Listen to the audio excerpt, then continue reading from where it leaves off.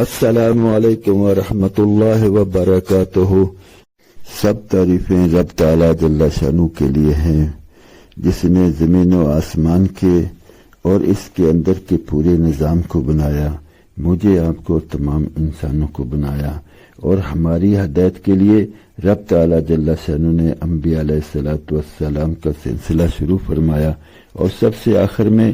سب کے سردار خاتم الانبیاء والمرسلین حضرت محمد رسول اللہ صلی اللہ علیہ وآلہ وسلم کو بھیج کر اپنی رحمت کو مکمل کر دیا۔ اللہ رب العزت نبی مکرم صلی اللہ علیہ وآلہ وسلم پر لاکھوں کروڑوں اربوں خربوں لا تعداد اور لامحدود اور ہمیشہ درود و سلام ہماری طرف سے بھیجتے رہے، اور آپ صلی اللہ علیہ وآلہ وسلم کے درجات کو بلند سے بلند تر کرتا چلا جائے، اور آپ صلی اللہ علیہ وآلہ وسلم کے آل اولاد، آپ کے ازواج، آپ کی بنات اور آپ کے اصحاب کو رب تعالی جل شانہ ان کے شایان شان رتبے اور مرتبے عطا فرمائے۔ ہماری آج کی گفتگو کا موضوع ہے مسلمانوں کی غلطیوں کو معاف کرنا اور ان کے ساتھ محبت اور شفقت سے پیش آنا۔ خود نبی مکرم صلی اللہ علیہ وآلہ وسلم کو رب تعالی جل شانہ نے سورہ الحجر آیت نمبر 88 میں ارشاد فرمایا کہ آپ مسلمانوں پر شفقت رکھیے۔ ایسے ہی سورہ آل عمران آیت نمبر 133 میں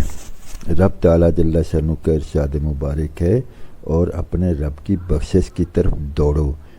اور نیز اس جنت کی طرف جس کی چوڑائی ایسی ہے جیسے آسمانوں کا اور زمین کا پھیلاؤ، جو اللہ تعالی جل شانہ سے ڈرنے والوں کے لیے تیار کی گئی ہے،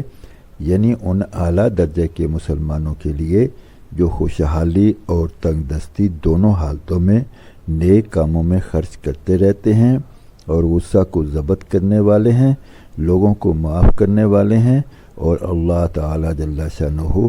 ایسے نیک لوگوں کو پسند کرتے ہیں کہ غصہ کو ضبط کرنا، دوسروں کو معاف کرنا رب تعالی جل شانہ کے پسندیدہ افعال میں سے ہے۔ سورہ الفرقان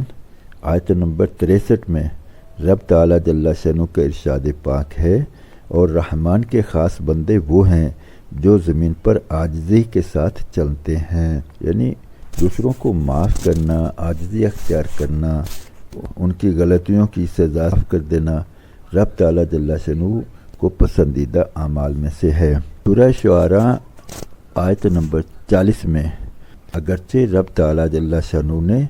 برابر کا بدلہ لینے کی اجازت دے رکھی ہے، یعنی برائی کا بدلہ تو اسی طرح کی برائی سے ہے، لیکن اس کے باوجود جو شخص درگزر کرے، باہمی معاملہ کی اصلاح کر لے،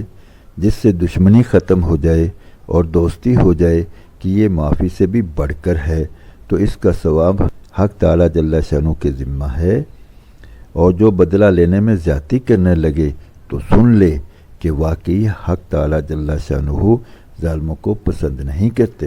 ایسے ہی نیک لوگوں کی تعریف کرتے ہوئے سورہ شعراء آیت نمبر 38 میں رب تعالی جل شانہ نے ارشاد فرمایا، اور جب غصہ ہوتے ہیں تو معاف کر دیتے ہیں۔ کیسی زبردست تعلیمات ہیں! اسلام واقعی ایسا مذہب ہے، ایسا دین ہے، ایسا راستہ ہے جس پہ چل کر ہم دنیا کو جنت نما بنا سکتے ہیں، امن کا گہوارہ بنا سکتے ہیں۔ تو اگر ہم دوسروں کو معاف کرتے چلے جائیں گے تو پھر رب تعالی جل شانہ جو ہم سے غلطیاں ہوں گی ان کو بھی معاف فرما دیں گے، اور ان کا بدلہ بھی عطا فرمائیں گے۔ کہ رب تعالی جل شانہ کے بارے میں تو یہ فرمایا گیا کہ بعض لوگ آخرت میں ایسے آئیں گے جنہوں نے بعضوں پر زیادتی کی ہوگی، تو رب تعالی جل شانہ جس پر زیادتی کی ہوگی اس کو بلائے گا کہ یا تو زیادتی کا بدلہ لے لو یا یہ جنت لے لو،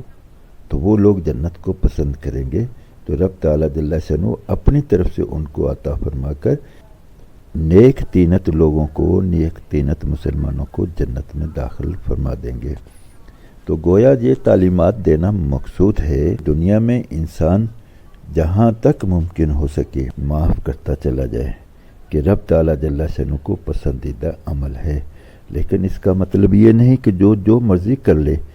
اس کو معاف ہی کرتے جائیں۔ جس پہ زیادتی ہوئی وہ معاف کر سکتا ہے، لیکن جب یہ معاملہ قانون کے گرفت میں آئے گا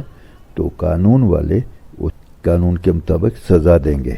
کیونکہ نبی مکرم صلی اللہ علیہ وآلہ وسلم نے اپنی ذات مبارک میں باقاعدہ حدود قائم کی ہیں کہ لوگوں کو سنگسار کرنا، ہاتھ کاٹنا، مختلف جو جرائم کی سزا ہے اس کو مقرر فرمایا۔ ایک مرتبہ سزا دینے کے بعد آپ بہت رنجیدہ تھے،